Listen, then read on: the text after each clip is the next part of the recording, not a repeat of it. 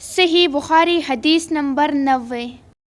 ایک شخص حزم بن ابی کعب نے رسول اللہ صلی اللہ علیہ وآلہ وسلم کی خدمت میں آ کر عرض کیا، یا رسول اللہ، فلاں شخص معاذ بن جبل لمبی نماز پڑھاتے ہیں، اس لیے میں جماعت کی نماز میں شریک نہیں ہو سکتا، کیونکہ میں دن بھر اونٹ چرانے کی وجہ سے رات کو تک کر چکنا چور ہو جاتا ہوں اور طویل قرات سننے کی طاقت نہیں رکھتا۔ ابو مسعود راوی کہتے ہیں کہ اس دن سے زیادہ میں نے کبھی رسول اللہ صلی اللہ علیہ وآلہ وسلم کو واس کے دوران اتنا غضبناک نہیں دیکھا۔ آپ صلی اللہ علیہ وآلہ وسلم نے فرمایا، اے لوگو، تم ایسی شدت اختیار کر کے لوگوں کو دین سے نفرت دلانے لگے ہو۔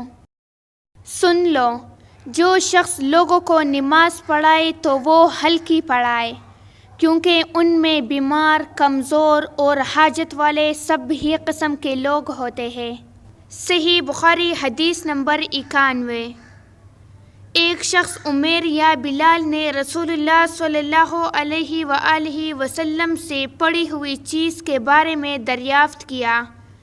آپ صلی اللہ علیہ وآلہ وسلم نے فرمایا، اس کی بدن پہچان لے، یا فرمایا کہ اس کا برتن اور تیلی پہچان لے، پھر 1 سال تک اس کی شناخت کا اعلان کراؤ، پھر اس کا مالک نہ ملے تو اس سے فائدہ اٹھاؤ، اور اگر اس کا مالک آ جائے تو اسے سونپ دو۔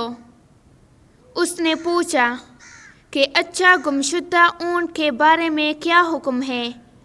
آپ صلی اللہ علیہ وآلہ وسلم کو اس قدر غصہ آ گیا کہ رخسار مبارک سرخ ہو گئے۔ یا راوی نے یہ کہا کہ آپ صلی اللہ علیہ وآلہ وسلم کا چہرہ سرخ ہو گیا۔ یہ سن کر آپ صلی اللہ علیہ وآلہ وسلم نے فرمایا، تجھے اونٹ سے کیا واسطہ؟